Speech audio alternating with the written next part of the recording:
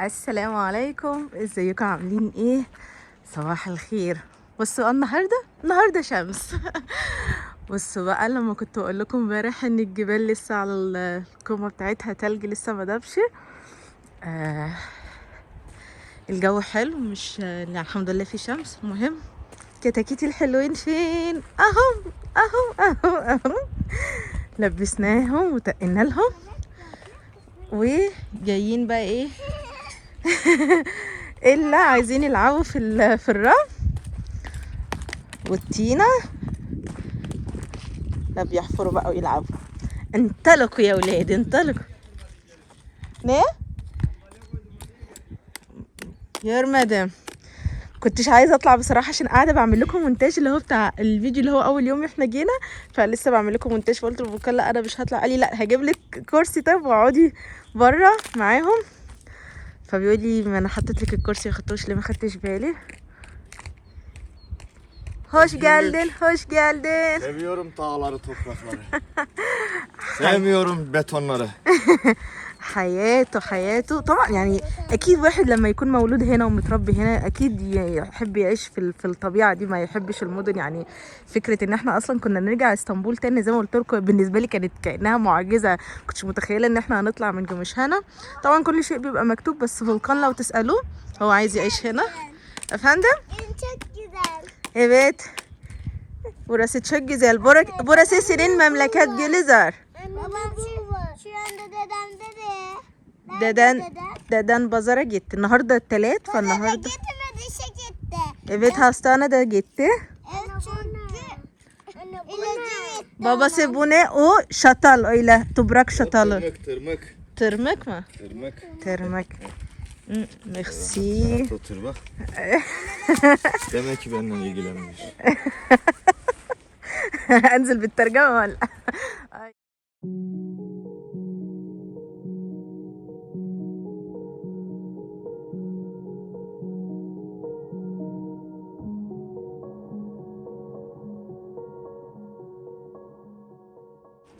مهم فولكان اداني مهمة دلوقتي.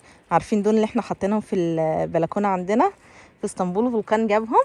دول بيشتغلوا بالطاقة الشمسية، فقال لي ان انا امسحهم والمعهم زي ما انتم شايفين مطربين، علشان عايز يحطهم هنا. قال لي نجيبهم جمش هنا هيبقوا شكلهم حلو، بحيث ان النهارده في شمس على بالليل يكونوا اشتغلوا. ف تقريبا جابهم كلهم غالبا. المهم نقعد نمسح ده دلوقتي.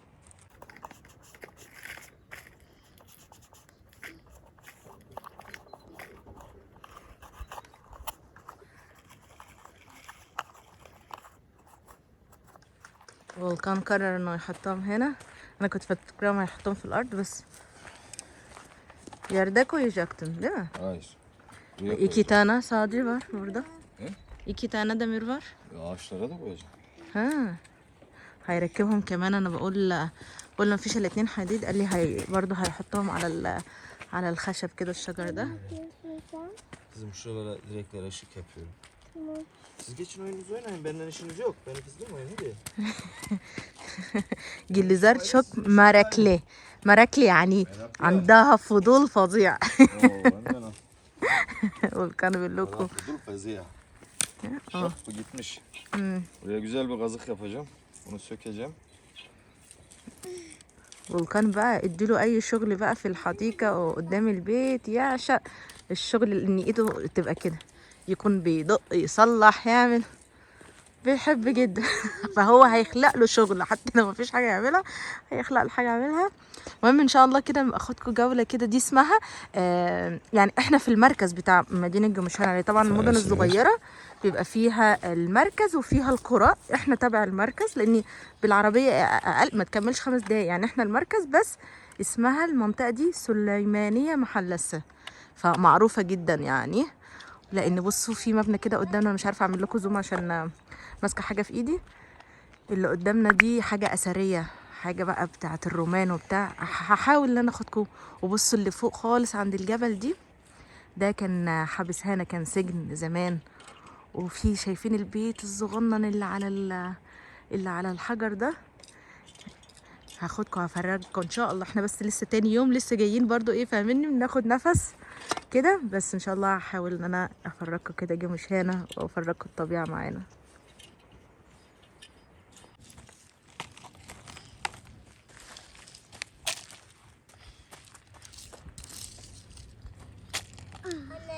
Anne. Şimdi izleyecek böyle mi? Ne bakacak bunlar? Sen o şimdi onunla oyna, sonra ben temizleyeceğim. Ay. Tamam mı? Anne dedem ne zaman gelecek? Dede gelecek. Biliyor mu? Şimdi değil ama gelecek. İşleri var. He? Ta ta ta ta ta. Gülizar, burası güzel mi? Evet. Memleketi sevdin mi? Beğendin mi? Hı? Hı. Sen Gümüşhaneli misin? Evet. Hadi söyle ben. Ben? Ha? Hı? Hı? Sen nerelisin؟ Gümüşhaneli. تعالى اخدكم جولة سريعة كده حوالين البيت. بصوا ده كده احنا سليمانية محلسة، احنا يعتبر تاني بيت، في بيت قبلينا واحنا تاني بيت، وهي دي كده المحلة او الحي. البيت بقى طبعا حماية وفولكان واخوه بتاع هما اللي بانيين البيت ده، يعني بايديهم هما اللي بانيينه، عاملين ده هنا الجراج بتاع العربية، وحماية بقى حاطط فيه حاجات. وبعد كده هنا ده المدخل بتاع البيت. ده كده زمان ايام حماتي الله يرحمها. انا حماتي ما كانش ليا نصيب ان انا اشوفها واتعرف عليها، يعني هي توفت من قبل انا وفولكان نتجوز. ده هنا تويلت صغنن، وديت بصوا المكان ده اللي حماتي الله يرحمها كانت بتزرع فيه الورد اللي هو اسمه لالا اللي هو التوليب، فحتى كل سنة بيطلع، ما زال بيطلع. ففي الجزء دوت في الربيع بقى. وهنا ده كان زمان بقى ايام حماتي، زي ما اقول لكم كان المطبخ، كان هو دوت هنا المطبخ. بس دلوقتي خلاص بقى مخزن. eskiden mutfaktı eskiden. Şimdi kapalı. Hayır kapalı. كده.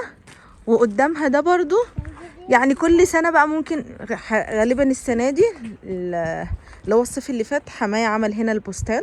من ضمن الحاجات اللي هنا دايما الناس اللي بيبقى عندها البيوت اللي في القرى، او لو البيت بتاعه مثلا فيه قدامه حديقه او حاجه، دايما الاتراك من عاداتهم كده يحبوا قوي ان هم يزرعوا في الصيف، يعني يزرعوا خضار بقى. انا يمكن شاركت معاكم بقى فلفل، بتنجان، طماطم، خيار، يعني اساسي كده. فده كده المنطقه اللي حمايه بيزرع فيها البستان. الناس اللي كانت متابعانا من زمان كان فولكان بيزرع البستان ايام ما كنا عايشين هناك الناحيه التانية. المهم بعد كده بقى ده البيت الاساسي اهو. البيت دورين دوبلكس، مطبخ وصاله. افان جلمه يا الفولكان فتح وقال لي تعالي Benim yan taraftaki yemek masasını yapmış, çalışma masası. Tamirhane yapmış buraya. بصوا بقى هنا بقى كل الادوات. بص اللي انتوا عايزينه تلاقوه. بصوا هنا بس في ريحة رطوبة عالية مش قادرة اقول لكم. بصوا بقى دواليب المطبخ بتاعت زمان. بصوا كنا بنقول عليها النملية. نيه بصرم. وهنا بصوا بس هنا بقى زي مخزن. Nerede basayım? Bas şunun üstüne, şunu keseyim. Babam gelmeden keseyim şunu. مش قلت لكم فولكان؟ مش مش قلت لكم فولكان الا هيطلع لنفسه شغل. بسم الله الرحمن الرحيم. قول لي الا لازم فولكان يطلع لنفسه شغل. المهم زي ما انتم شفتوا ده المخزن. البيت هنا دوبلكس دورين. الباب ده لما احنا جينا سكننا احنا عملناه لان هنا بيبقى فيه العاصفه الثلجيه صعبه جدا، فكان يعني دايركت بتدخل على البيت، فقلنا عملنا وقتها الباب دوت علشان يحمي شويه، يقلل من فكره البروده ان هي تدخل البيت. مهم هنا في مطبخ، لو عرفت ادخل المطبخ، صاله، وحماية عمل مجددا كمان تويلت. ما كانش فيه تويلت في الدور اللي تحت. الدور اللي فوق هو غرف النوم، في 3 غرف، غرفة حماية، مفترض غرفتي انا وفولكان، والناحية التانية غرفة سلفتي وزوجها. وفي برضو 2 تويلت في الفوق. ده هنا بقى كانت كاميليا، بس هي تقريبا اللي هي كانت زي بيت خشب، مش عارفه ايه اللي حصل، كان بيت خشب كده بنفطر فيه بره. ودي كانت جنينه كده فاضيه. دلوقتي بقى حماية برضو غالبا برضو عمل فيها بستان. Ne oldu Gülizar? وهنا دي منطقة الخشب والحطب. الترابيزة اللي جوه اللي عليها كل الأدوات كان فولكان حطيتها هنا، وكان عاملها ترابيزة أكل. كنا لما يجيب مثلا حاجة لحوم أو حاجة يقطعها عليها وكده، بس اتشال من هنا بقى كله. بص بقى الحطب شكله وألوانه جميل سبحان الله. المهم وبرده دوت كان ده اتغير. بص بقى ده كان هنا برضو زي مغارة كده، مخزن كنا بنشيل فيه الحطب والخشب، ولكن حماية بقى قفلوا عملوا كده لما جه استقر علشان يعمل دوغال الغاز اللي هو الغاز الطبيعي، والتايلت تقريبا كله اتعمل من هنا، فده بقى كده مقفول. جزان evet. Taner abi mi yaptı? Tabii kaynakçı. اخو فولكان هو اللي عمله. بصوا تسلم ايده، هو اللي عمله. هنا بقى بس طبعا خلاص راح. هنا كان المكان ده بنعمل فيه منجل. بصوا اهو بس طبعا كان مرتب، ما كانش فيه الحاجات دي. كنا حاطين ترابيزه صغيره وكرسيين، وكنا مقفلين حتى بمشمع كده عشان لو عايزين نطلع منجل وكده يعني مشاوي. بس طبعا عشان جمشانه برد وعاصفه ثلجيه وكده نبقى متدفيين، فده كده كان مكان مقفول. وبصوا بقى كنا بنشوي، ده كان في عليها طاش اللي هو الحجر، كنا بنشوي على الحجر او بنشوي هنا. ودي كده مدخنه. بس طبعا زي ما انتم شايفين الوضع دلوقتي، بس ده كان مكان الشوي يعني، وستيل ان احنا ممكن نشوي هنا في مكان الشوي. وبعد كده هنا دوت سلم بيطلع على البيت برضو من ورا، بيطلع بقى دايركت على البلكونه زي ما انتم شفتوا، في تراس طويل جدا. ودي هنا شجره العنب. عايزه اقول لكم كنا بنجمع ورق العنب هنا. وهنا برضو كان زي بستان بقى بنزرع فيه ورد او حاجات وبس. وده شجر، كان فيه شجر هنا. الحديقه هنا بتاعه البيت بسم الله ما شاء الله، فيها اللي هي شجر العنب، وفيها شجر تفاح، وفيها شجر الجريز، وفيها شجر عين الجمل. Hoş geldin baba. Muz mu aldı dede? عافية olsun. حماية كان نزل راح المستشفى، وكان راح السوق. النهارده يوم الثلاث فبيبقى في جمشانة هو السوق، بس ان شاء الله على الاسبوع الجاي نبقى اخدكم. المهم بعد كده بقى هنا بقى شجر عين الجمل والكريز. انا مش هعدي هنا لان للاسف حماية باع الارض دي، يعني دي كانت برضو الارض بتاعتهم. هنا في هوز يعني زي حوض ميه زي ما انتم شايفينه. كنا بناخد بقى منه ميه عشان نزرع الجنينه وبتاع. وهنا مطرح ما انتم شايفين البيت ده كان بيت كده كبير، كان قهر زي اللي هو يعني الاسطبل. فولكان واحنا عايشين هنا كان مربي بس هما كانوا 3 بس بقر. كان ربنا بقر وربنا فراخ. فقبل بقى ما يكون عندي القناه اصلا، يعني قبل ما يكون عندي القناه، الفتره اللي انا كنت عايشه فيها هنا انا وفولكان، وكان لسه حتى ما عنديش اولاد، كنت وقتها حامل بس في جليزار. وطبعا زي ما انتم شايفين دي البيوت بتاعه الكلاب بتاع فولكان. يعني لما تعيشوا هنا في مكان زي ده ما ينفعش تعيشوا من غير كلاب طبعا، لان عايزه اقول لكم على حاجه. كل دي غابه، يعني بيبقى فيه دبب على فكره والله. وممكن بقى او يعني ذئاب وكده. الموضوع مش صعب يعني، ولكن بيبقى موجود يعني، فللحذر. وعشان فولكان بيحب الكلاب وحياته بس بقى الكلاب للاسف على فكره، الكلاب بتاعت فولكان اللي هم الام والاب الكبار للاسف توفوا، مش عارفه قلت لكم ولا لا. فده كان بيت بقى فاهميني، ما كانش فيه اي حاجه هنا خالص غير بس كده حديقه، وهو البيت اللي بنربي فيه الحاجه. بس خلاص يعني عمي حمايه، عمي دي اللي هم اهل الشام اللي بيقولوا عمي. احنا بنقول حمايه بالمصري.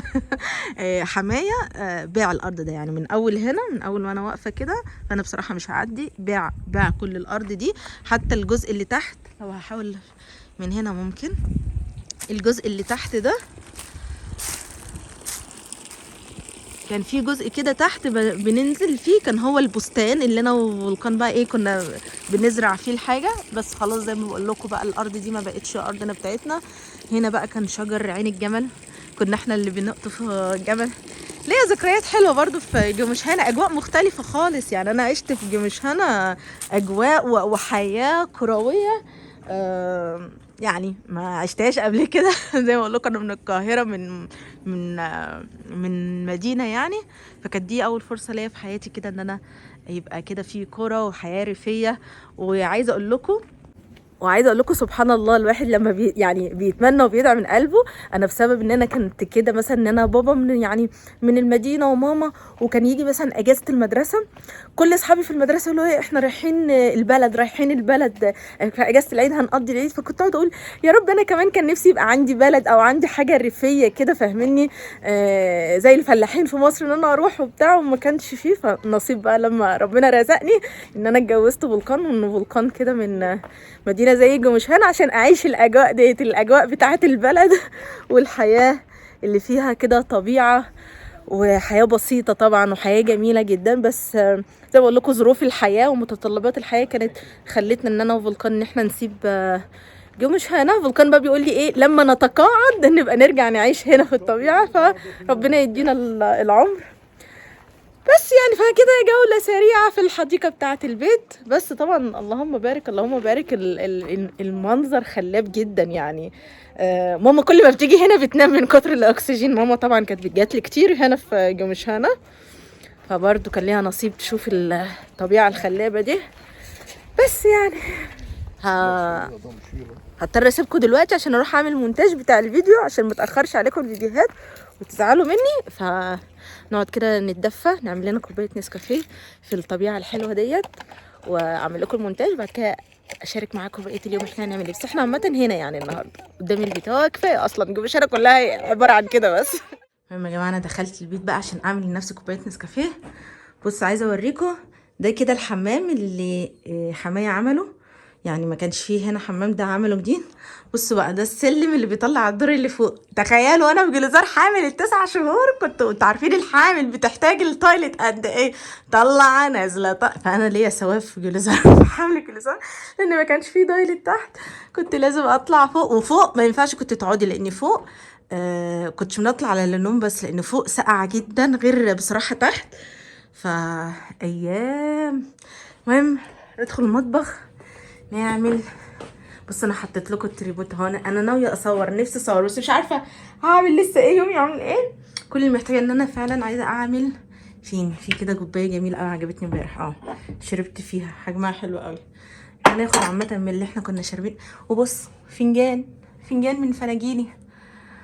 هو حماية عامه قال لي ان كل حاجتي شالوها لي فوق كده، في زي فوق زي مخزن او زي اي حاجه، لان زي ما بقول لكم انا كنت عايشه هنا. وحتى لما عزلت، عشان قلت لكم عزلت في جمشهانة اني سبت البيت ده ورحت بيت تاني اللي انا بقى وقتها فتحت فيه القناه وشفتوني منه. وقتها جبت هناك عفش وحاجات، يعني حاجت عفش وحاجتي، وهنا سبتها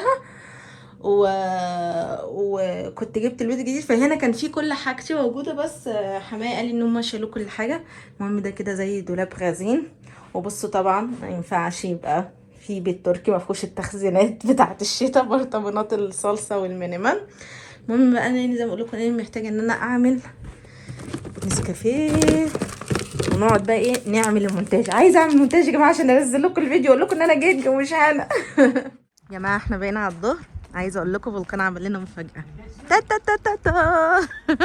فولكان راح اجر عربيه، قال لي علشان يبقى ياخدنا كده يلففنا في جمشهانة شويه. وانا بصراحه حماية عنده عربيه، بس هو فولكان يعني قال عشان ما تبقاش مسؤوليتنا، يعني ما تبقاش مسؤوليه وكده، فراح اجر عربيه. يلا عقبال يا رب يبقى عندنا احنا كمان عربيه ان شاء الله. المهم فبصوا يعني احنا بنعمل اهو، بنرتب كل حاجه علشان ما تقولوش ان انا ما فسحتكمش في جمشهانة. عشان زي ما اقول لكم انا اول ما فتحت القناه كنت لسه بقى يعني ما بعرفش اصور، وكنت اصلا لسه والده. يعني وهي جمشهانة كده صغننه، بس برضه ناخدكم كده عشان ما تقولوش ان انا قصرت معاكم. المهم الفولكان لسه جاي من بره. النهارده يا جماعه كمان بقى عندنا في المنيو سمك. طبعا جمشهانة أو عامة منطقة البحر الأسود مشهورة بقى إن السمك فيها بيبقى كتير، وإنه بيبقى طازة، وإنه بيبقى طعمه أحلى. ففي نوع سمك كده بسيط اسمه ألاباليك، أنا بحبه جدا. يمكن حتى في اسطنبول ما بنلاقيهوش، مش عارفة بصراحة يعني ده بالعربي أنهي نوع سمك. ممكن أبقى أحط لكم صورته. وهم انتوا عارفين ألف ب طريقة السمك هنا في تركيا، هو طريقة الطهي كلها واحد، ما بيتعبوش في الزبدة مع دقيق الذرة أو حتى من غير دقيق الذرة. فالغدا بتاعنا النهارده بسيط، ولكن من الحاجات اللي انا بحبها ولازم لما نيجي جمشانة ناكلها وهي القلبلق. بصوا يا جماعه، هو ده القلبلق، بس طبعا شالوا راسه كده، بس بصراحه طعمه حلو انا بحبه. هحاول اشوف لكم ده اسمه ايه بالعربي او ايه نوع السمك. وبصوا بقى دي زبده، برضو جمشانة مشهورين قوي بالحاجات اللي هي الطبيعيه، يعني الالبان والزبده والحاجات ديت. فزي ما بقول لكم يعني مفيش اسهل من كده. احنا ممكن بنعمله من دقيق الذره، بس حمايه كمان قال لي لا ان هو عايزه بالزبده بس، فكان هو اللي هيعمله يعني. وانا بالسلطه، انا عليا السلطه بس يعني. فده المنيو النهارده. Düşürecektin. Öyle değil, adı düşürenler بص بقى جدو جاب لهم اللعبه دي جميله خالص. مفترض اللعبه دي فيها الحصان، ويقول لك ان انت تترك على التلج من غير ما الحصان يقع. الحصان اللي يقع يبقى هو اللي خسر. فعايزه اقول لكم ان الصبح عمالين نلعب. برافو. هادي Gülizar sıra sende. Çok Dikkat et. değil, çok değil. Olmaz. Birer birer. Ya Birer tane, birer tane. Tamam. Bekle Tamam, Davut. tamam. Ablanın sırası. Bir ablam bir Dikkat sen. et. Ah düş. Aha. Ah düştü atı. At düştü. Bir daha. Bir daha. de bende. Gülizar. Ne yapıyorsun? Şeye gireceğiz. Nereye gireceksin? Arabanın içine. Niye? Çünkü sizi bekleyeceğiz orada. Biz gidiyor muyuz? Gidiyorum. Kim dedi? Neden? Deden mi? Babam. Baban. Sen. Ben. ما قلتش حاجة. Babam baba. Babam şeyden sonra hayır dedem dedi. Dedem şeyden sonra gezmeye çıkacağız dedi. öyle mi? Hı hı. ايش يعني نشرب بعد الشاي هنلف في المحلة بتاع السليمانية، نوريكم البيت من فوق، نمشي بيكم. يعني بصوا شايفين الجبل ده كده، العربية طريق العربيات. ممكن بعد ما نشرب الشاي نطلع كده نتمشى شوية في الحي. Arabaya.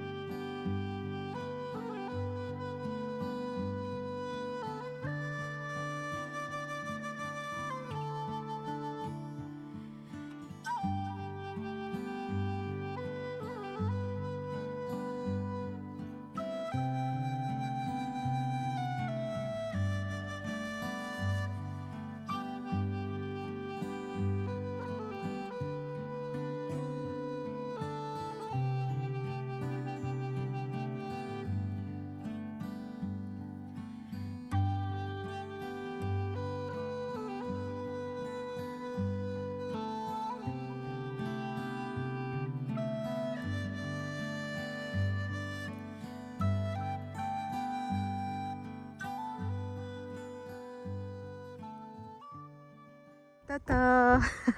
احنا طلعنا فوق. بص انا حاولت اصور لكم كده واحنا طالعين على الطريق مخيف. بصوا دوت اهو الطريق، وهي جمشانة كلها. بصوا المركز بتاع جمشانة، بصوا زي ما كأنها وسط الجبال زي ما انتوا شايفين. البيت بتاعنا بقى ايه فين؟ تحت. انا معرفش مش هعرفه من هنا، بس شايفين الطريق يعني بجد طريق صعب وطريق رايح جاي، لازم حد يكون متمكن جدا في السواقة وحافظ الطريق مهم. وبصوا التلج لسه على الجبال. ايه رأيكم بقى في الطبيعة الخلابة دي؟ سبحان الله، الجبال منظرها تحفة. هي دي الحتة تقريبا دي زمان كانت قلعة. هي جمشانة هنا فيها حاجات مناطق كده أثرية. Ne? Keklik. Keklik. Keklik var ya, ben vuruyordum. Ha. Yabani tavuk. Yabani tavuk öyle değil. Vur. Keklik at. في كده نوع من نوع الطيور، حاجه اسمها كيكلك. انا بصراحه ما حبيتهاش، وكان مره عملها طبخها ما حبيتهاش، فهو عايز يشوف لو موجود هيطير. burada eski Burası kale. eski kale işte. بصوا دي كانت قلعه زمان. بصوا Buradan bütün o gelen İpek yolunu, bu tarafı İpek yolunu her yeri görüyormuşlar işte savaşta demek ki en tepeye yaptığına göre. مم. Güzel dikkat et. بصوا الإيباك يولو دوت اللي هو طريق الحرير ده. كنت كلمتكم عليه في فيديو قديم قوي كده، ده كان طريق تجاري. المهم والطريق اللي مشوا فيه وقت الحرب، يعني طريق معروف الطريق الحرير ده لو عملتوا سيرش كده وقريتوا عنه على جوجل. المهم ودي قلعة كده قديمة، حاجة أثرية. المهم احنا فوق بقى. المهم ان احنا فوق خالص. بس Sen orayı hatırlıyorsun. Biz oradaki sarı ya. Bak nasıl hatırladı kız. hatırlamaz ki var. Nasıl söylüyor bizim evde. حياته قليلة Sen التصادف nasıl يعني hatırlıyorsun kızım? hatırlamaz ki. افتكروا ان جليزار فاكرة. بصوا شايفين دي اللي هي العماير اللي عالية على المرتفع دي عماير توكي، دي اللي انا كنت عزلت فيها من جمشانة، يعني من بيت حماية عزلت ده البيت بقى اللي داود اتولد فيه، ولما فتحت القناة كنت معاكم هنا. فبص هو بيت برضو كان على مرتفع. جليزار بتقول هنا بيتنا الاصفر، فكان بيقول لي ايه ده فاكرة؟ طبعا مش فاكرة، هي بالصدفة بتقول كده. المهم ايه رأيكم بقى في المنظر؟ جميل صح؟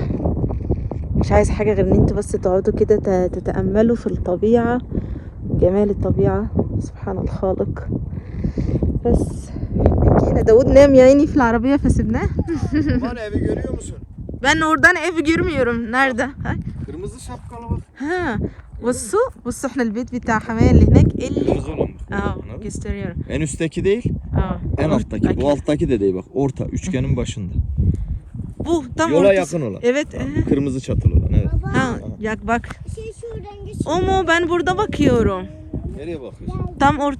Tam karşınızda yoksa Yok. mavi. Yok sağ taraf. Mavi şey var. Hayatım mavi Ana, mش Mehmet قادرة. amca. Ha. Bizimki burası bak. Ha en Kırmızı. altta. Kırmızı. Ha. Burada göstereyim sana. Evet. Çekil yanlış yere. Aha. Şurası bizim. Şurası. onu diyorum sana tam orası. karşısında. Evet, انا عماله اقول له ده اللي في الوش، وعمال يشرح لي. ايوه انا كده شفت صح. بصوا بيت حماية اهو اللي في وشنا كده على طول. شايفين بقى. هسيبكم تستمتعوا بالمنظر.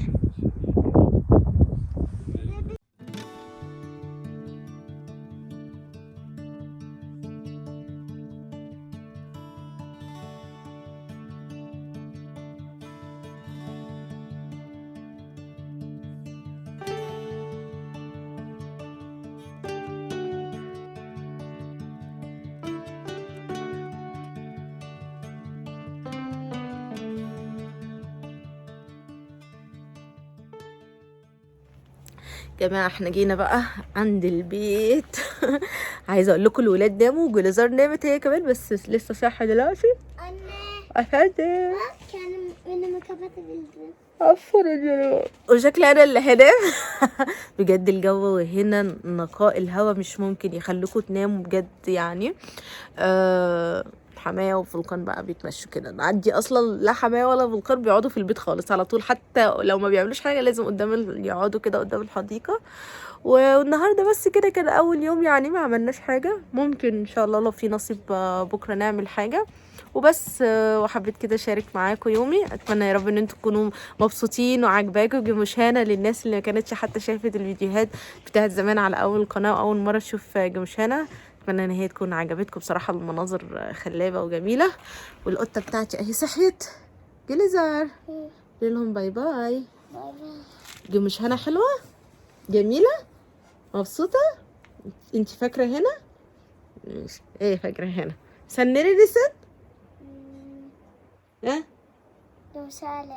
جمشانة لين. اي جمشانة. بس ده كده اول يوم. اتمنى ان انتوا تكونوا اتبسطتوا معانا. نشوفكم على خير فيديو جديد ونقول لكم باي باي.